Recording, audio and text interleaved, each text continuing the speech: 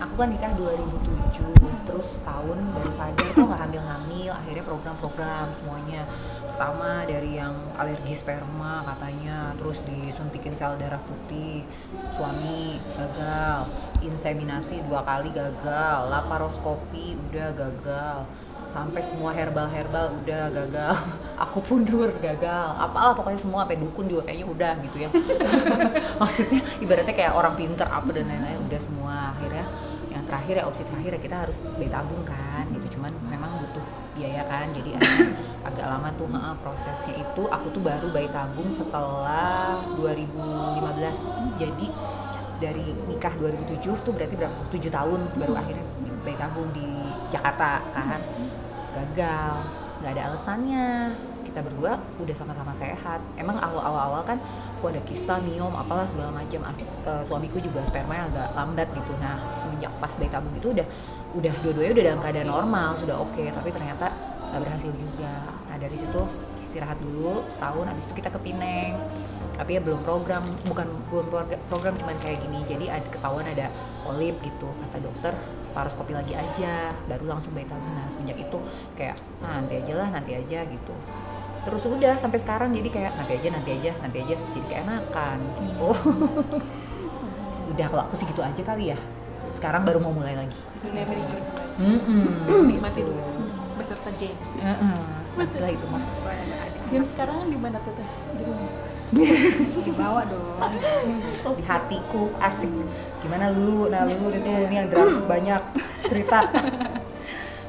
Dulu sih kalau mau ngebahas soal kayak program itu kan ya pasti kayak karena kita udah pernah ada case sebelumnya, jadi pernah ada kista sebelum nikah, jadi pas baru nikah pun udah langsung cek gitu, cek dia. Tapi kan dokter biasa ya belum setahun gitu, santai aja dulu. 2006 lah mulai program. Gue tahun 2005 ya. Terus sampai lupa 2006 pokoknya mulai cek gitu kan, dari rumah sakit ini rumah sakit itu gitu kan. Terus karena ya itu tadi Fanny bilang informasi belum sekencang sekarang gitu kan, jadi kayak kesana kesini ya ikutin. Saya tante bilang oh di sana bagus, ikut ke sana. Di sini gue berhasil, ikutin ke sana, dokter mana aja deh samperin gitu. Terus sampai yang 2004 pernah ada kista, udah operasi. Terus itu belum menikah.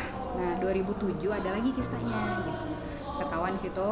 Terus tapi kita nggak langsung operasi waktu itu karena tes lagi kayaknya lelah gitu, ikut tes ini dokter lagi ke sana gitu. Terus sampai 2011 akhirnya kita putuskan pindah dokter lagi, terus operasi laparoskopi. Aku kalau head emang sakit banget perutnya gitu. Nah tapi masih bisa aktivitas lah waktu itu ya. Nah terus operasi 2011 ternyata abis operasi laparoskopi kok nggak ada perubahan, mensnya tetap sakit. 2004 aku laparotomi, jadi yang dibelah gitu, yang dibuka perut. Kayak sesar ya? Iya kayak sesar. Nah 2011 laparoskopi kok nggak ada yang berubah gitu. Terus belum hamil juga, udah tadi Dini bilang udah ke herbal, udah mungkin ke segala udah dicoba, udah yang di TV ada alternatif mana dulu kan kayak gitu, samperin lah gitu. Terus enggak juga gitu. Terus ya mantang ini mantang itu, apa yang kata orang dulu begini begitu, ikutin lah semuanya. Terus sampai sempat kepikiran bayi tabung waktu itu, tapi kan masih awam banget dulu tuh, sampai kayak kita ngebahas bayi tabung aja jangan kadang-kadang gitu, sampai kayak kayaknya jangan nanti diomongin orang gitu, apa mama tuh sampai kayak gitu. Jadi kalau lagi ngobrol gini ada mbak lewat gitu pokoknya, jadi jangan gitu. Terus tapi ya karena mahal ya, terus juga informasi belum banyak juga, jadi ya, kayak sekarang ya. jadi kita masih yang kayak nabung lagi, belum bener-bener turun gitu. Ya udah 2015 Fanny bayi tabung. Terus jadi kan ketemu teman-teman yang pada bayi tabung nih, informasi banyak, terus mulai kayak qadarullah juga akhirnya ketemu sama dokter yang enak menurut aku. Terus ketahuan lah tuh misalnya aku sakitnya apa gitu. Aku ada adenomyosis, sudah. Terus selama ini sakitnya yang mana, bukan kista yang bikin sakit gitu. Jadi ya itulah akhirnya ketahuan. Dan karena ini kita dapat lingkungan yang emang komunikasinya enak, terus informasinya banyak, akhirnya aku berani untuk mutusin juga untuk bayi tabung deh nih gitu. Tapi sebelum bayi tabung aku harus operasi dulu gitu. Operasinya aku robotic surgery, jadi nah operasi lah tuh. Itu sih aku ngerasa pertama kali operasi yang nggak, habis operasi mensku nggak sakit. Jadi aku maksudnya ngerasanya kayak oh nih sukses nih dokternya gitu, dok. Karena aku 2015 gitu. Karena aku selama itu mensnya sakit banget gitu kan udah. Nah 2016 aku mulai tuh start karena rahimnya udah oke nih, bayi tabung. 2016 bayi tabung, ternyata yang bikin aku sakit lagi. Karena suntikan hormon itu bikin rahimku bermasalah lagi. Tapi bismillah aja lah. Pokoknya bismillah, aku masuk rumah sakit, ada infeksi, bla bla bla gitu. 2017 aku baru ini lagi FET yang ditransfer ke rahim si embrionya. Sedangkan kalau teman-teman lain kan misalnya dalam waktu sebulan 2 bulan ya kan ya langsung fresh, langsung masuk. Aku beda tahun baru bisa ditransfer. Tapi qadarullah belum berhasil juga gitu. Jadi saat ini sih sampai sekarang masih terus minta sama Allah gitu. Dan di samping itu lebih ke kesehatan sih. Jadi mudah-mudahan ya dengan sehat ini jalan lain terbuka lah. Kalau satu sama lain bayi tabung bukan karena fertility, taunya awalnya. Jadi aku dan suami sebelum nikah tahu ternyata kita tuh thalassemia. Jadi Carrier ya? Iya. Oh iya. Soalnya lebih gede.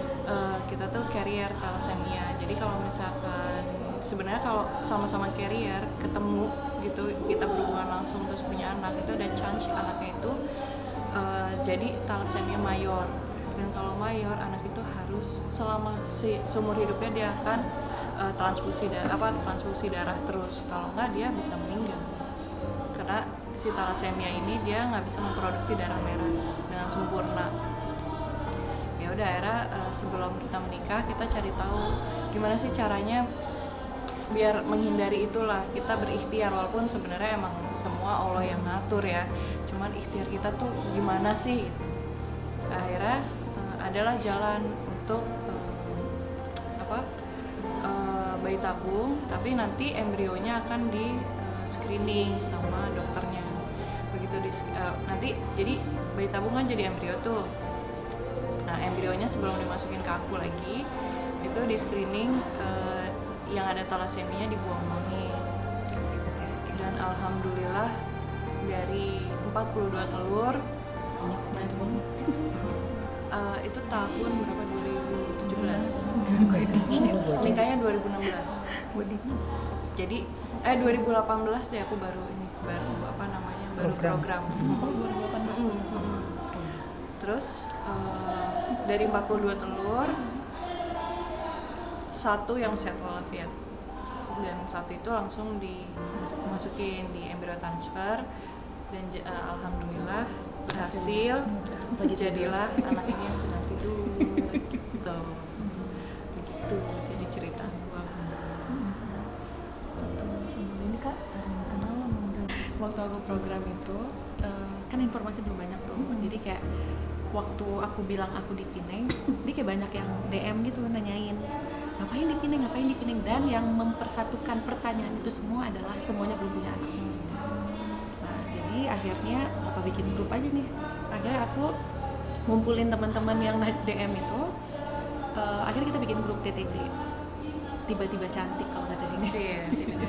Trying to conceive. Jadi ya dari situ akhirnya kita deket, sharing informasi.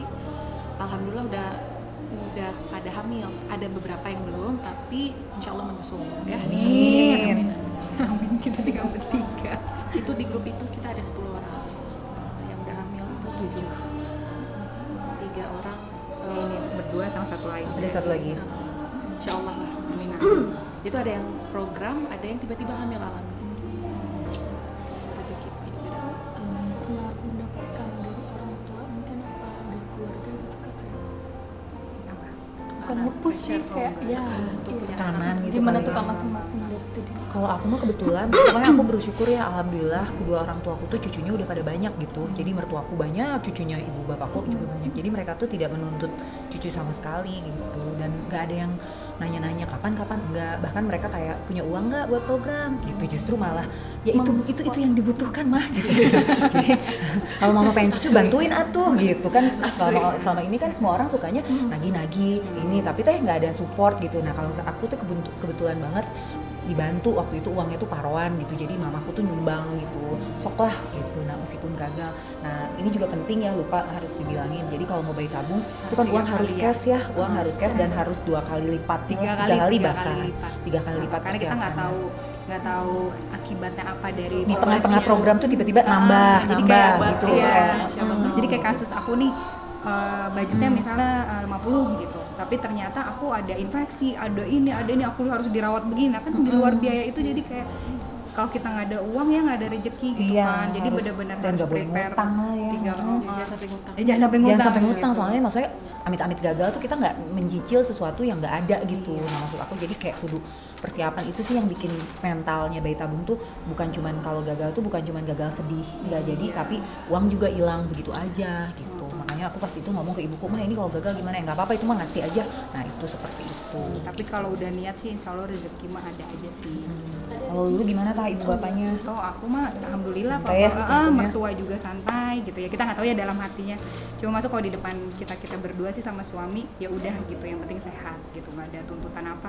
Omongan orang juga udah hilang ya, berlalu lalangnya 14 tahun Iya aku juga pernikahan. udah nggak pernah ada yang nanya ya Jan. Jadi Lewat masanya. iya, malah banyak kan tuh kalau di DM gitu Instagram juga banyak yang doain gitu kayak wah kayak semoga berhasil lah gitu. Jadi ya udah sih, udah ya pokoknya kita mau ngejalanin mohon ridhonya aja sih, ini ikhtiar aja gitu. Kalau aku sama kayak Dini, mamaku juga nggak sama, mama sama mertuaku nggak nge-push, tapi mereka kayak lebih ayo program, kalau misalnya nggak punya duit ini dibantuin gitu. Alhamdulillah, dan alhamdulillah berhasil di saat bayi tabung itu. Memang kan karena dananya nggak sedikit ya, Dari mana aku sendiri? gitu. Alhamdulillah sih. Tapi ya rezeki ada aja. Ada Kalau aja, ya, insya Allah ada. Aku juga, ya kalau aku karena Case-nya kita beda udah ya? tahu, aku beda sendiri sih, karena udah memang merencanakan setelah nikah, oke aku 1 tahun dulu, baru nanti 1 tahun aku akan program, itu udah rencana banget. Dan Udah kita nggak mulai ditanggung sebelum asuransi ya, bayi Sangat. tabung itu nggak ada asuransi gitu. Jadi bukan kayak sakit kayak laparoskopi masih bisa Masih ya bisa. Van. Bisa ada Tapi Tapi fertility tuh nggak fertility tuh nggak akan ada masuk asuransi gitu. Jadi emang harus Karena dianggap bukan penyakit ya. bukan. Kayak pakai behel atau ya kan, atau lasik lah gitu. Lasik masih ini, behel lah ibaratnya kecantikan. Nah, kalau kita juga sama, itu karena keinginan kita gitu. Jadi Iya, jadi benar-benar ya uang sendiri gitu langsung kayak kita abisin buat buat program ini. ikhtiar. Tapi kalau kayak gini tadi kalau seperti Kalau aku karena kita udah sama-sama tahu itu akan IVF, jadi ya nggak ada tekanan-tekanan yang harus cepet-cepet, tapi lebih ke kayak jangan sepedaan ya, nanti takutnya kenapa gitu, lebih ke kayak Tapi gitu sih. waktu sebelum nikah kan udah tahu tuh. Udah tahu. Orang tua gimana? Maksudnya ada bertentangan? Enggak, awalnya kayak ya udah jalanin dulu, tapi kalau kayak bunda gitu sebelum kita nikah aja bunda tuh udah pusing banget, aku puntur apa segala macam, maksudnya maunya talaseminya hilang. Tapi bisa hilang? Enggak, karena itu harus rekonstruksi sumsum tulang belakang apa segala macam kayak gitu, semacam kayak gitu. Jadi kalau aku sih enggak ada, dan support. dan apa menjadi keharmonisan pasangan sama dulu ini Saat berhubungan. saat nih kalau mau sebelum apa justru Iya, Setelah punya anak. Nah itu dia emang itu kan juga program drama kan sebenarnya juga tuh sebenarnya perjuangannya tuh bukan cuma sampai pasti punya hamil. anak. Iya, Ternyata beda lagi. setelah itu tuh juga justru Malah banyak yang kadang bukan nyesel ya, tapi lebih ke kayak dia puas-puasin deh. Oh, iya, benar. Nah, Karena gitu. kita nggak ngebayangin punya anak tuh ternyata kayak Iya, gitu. Nah, betul. Begitu Ngebayangin bahagia Dulu deh. kan tadinya tadinya kan kita ada pikiran harus apa, begitu punya anak emang senang, tapi tidur di tengah terus kapan aku pegangan tangan gitu kan, kayak simpelnya kan kayak Terlihat gitu ya. sepele tapi kan itu masalah ya. Iya, Nah, iya gitu. Kok yang dicari anak gue terus, gue kapan gitu. Iya, tiap telepon yang ditanya anak ya. Terus tanggungannya ke anak sih yang paling menurut aku perjuangannya. Karena kan perjuangannya panjang Iya, buat panjang punya. tuh itu yang bikin berat tuh kan, karena kita tanggungannya langsung ini ada makhluk hidup nih harus kita tanggung. Jadi kalau keharmonisan ini sih menurut aku panjang ya, bukan sampai begitu nggak punya anak jadi Beda bisa drama, jadi ya? gimana gitu. Ya fasenya beda aja, cuman gimana kita. Kalau menurut aku sih pengikatnya jadi kajian ya, agama sih. Iman. Iman, benar-benar begitu iman. akidahnya sama, apa segala macam, insya Allah bisa makin gitu. Aktivator coach mindfulness. kelewatan Trisha. Ya, Kita sama kelewat itu ya tuh. mindfulness, tapi hidup emang harus mindfulness ya. Ya sama sih, aku ngerasain sebelum punya anak tuh bisa kemana-mana tanpa harus cuma izin suami doang nih. Sekarang harus izin anak, apalagi langsung 2 kan, dramanya beda lagi. Makanya aku ngerasa mungkin Allah punya alasan kenapa ngasih aku setelah 4 tahun pernikahan. Karena aku yakin kalau misalnya aku langsung hamil di saat setelah nikah, pasti aku nggak akan sabar sekarang. Hitungannya sekarang sabar walaupun masih monster juga. Tapi ternyata kalau misalnya aku di usia yang masih lebih muda dari sekarang punya anak, aku nggak tahu tuh anak tuh bakal jadi apa gitu. Mungkin akan tersiksa sekali hidupnya. Gitu. Jadi ya nikmatin aja lah. Menurut aku pasti Allah punya rencana yang kita nggak tahu apa. Ya karena ya kita masih berdua, terus udah gitu ya pasti ada goal-goal yang kita mau ya punya anak. Tapi sekarang tuh kayak lebih apa ya, udah 14 tahun gak kerasa sih, kayak wow kita udah 14 tahun ya gitu. Terus justru aku malah fase-fase yang 2015 itu kita mulai mau program, mulai apa sih ada apa namanya ujian-ujian berikutnya dengan kesehatan gitu, aku ngerasa jadi lebih dekat lagi sama suami gitu. Tadinya mungkin yang lebih karena berdua aja sibuk sendiri-sendiri, udah yang apa ya udah gitu weekend ini gitu. Kalau fase yang mulai aku program itu justru kami kayak mulai terikat lagi, mulai kayak ada kayak zaman pacaran lagi gitu, mulai kayak care satu sama lain gitu. Terus mulai yang kayak saling menghargai, ya itu tadi yang Dini bilang ini benar banget. Intinya kalau kita iman kita udah sama suami, terus akidah kita, terus kita udah mikirnya takut aja deh sama Allah, kita punya anak nggak punya anak kita mati sendiri gitu. Terus yang dibawa juga pasti amal-amal sendiri ya, walaupun ya ada 3 amal yang dibawa yang akan terus ikut kan, termasuk anak soleh dan solehah. Nah tapi kan kita mikirnya ya udah nih di akhirat kita juga dihisapnya sendiri, mikirin ini sendiri gitu. Jadi mikirnya kayak udah deh sekarang memperbaiki diri aja dulu, terus juga sama-sama kita saling bahu-membahu supaya nanti ya ini mah rezeki Allah ya kalau punya anak tuh. Soalnya kan kita samperin dokter mana aja yang kayaknya oh ini bagus kata orang, nggak taunya rezeki orang bukan rezeki kita. Terus Kayak maksudnya kayak gitu, saya mikir aku mau misalkan udah dibilang dokter ini embrio nih yang sehat, tapi tiba-tiba lahir talasemi juga kan. Iya. Sebenarnya itu Allah, kuasa Allah iya, juga udah, kan. yang Sebenarnya penting yang penting kita ikhtiar. gitu. Pernah aku sempat kepikiran untuk yang kayak aku sempat kayak kalau lagi down gitu berpikirnya kayak ya udah sih mungkin Allah lagi ngecek aja, lagi lihat lu tuh ikhtiarnya sampai mana gitu. Kesabaran. Iya, ikhtiar lu sampai mana? Nyampe sini belum masih ada lagi. Jadi itu lu mencoba untuk memotivasi diri gitu loh. Terus juga kita belajar dari teman-teman juga, kayak Dini happy dengan si kucingnya gitu kan. Terus juga loh yang penting kan kita berdua aja bahagia gitu. Terus tidak saling menyakiti satu sama lain, saling mendukung, saling itu udah bikin bahagia gitu. Jadi ya emang kuncinya sama pasangan tuh komunikasi, terus apapun diomongin, liburan penting gitu. Terus jadi intinya balik lagi sama Allah sih. Jadi kalau kita habis minta sama dokter, manusia juga kita obatan gitu juga kita nggak tahu efeknya apa ke depan. Jadi ya udah cuma ya bisa mintanya sama Allah sambil kita ikhtiar gitu. Jadi sama-sama lah goalnya gitu. Punya anak salah kalau misalnya mau punya anak gimana ya, ya bukan itu tujuan menikah gitu. Pokoknya kita tuh harus sama gitu, samain dulu sama suami gitu. Kalau aku sama Asali kebetulan memang dari awal kita udah karena langsung program udah langsung ngobrol nih kalau misalnya kita nggak punya anak tuh udah obrolan udah lama banget. Terus kata suamiku ya nggak apa-apa, tujuan saya menikah sama kamu kan bukan cuma anak gitu, maksudnya kita bisa bahagia dengan rezeki yang lain, entah orang tua yang baik, sehat, teman, banyak lah rezeki tuh gitu. Maksudnya Allah tuh pasti ngasih banyak gitu. Nah jadi akhirnya dari situ aku ngerasa lebih enteng hidupku gitu. Jadi oh suamiku nggak menuntut gitu, aku juga nggak nuntut. Dan untungnya memang kita berdua waktu itu sama-sama ada masalah ya, jadi nggak saling menyalahkan gitu. Jadi kita berdua tuh kayak kamu nggak apa-apa ya kalau aku kayak gitu, aku nggak apa-apa, kamu juga nggak apa-apa. Jadi kita malah justru saling menguatkan memang ya, iya. gitu.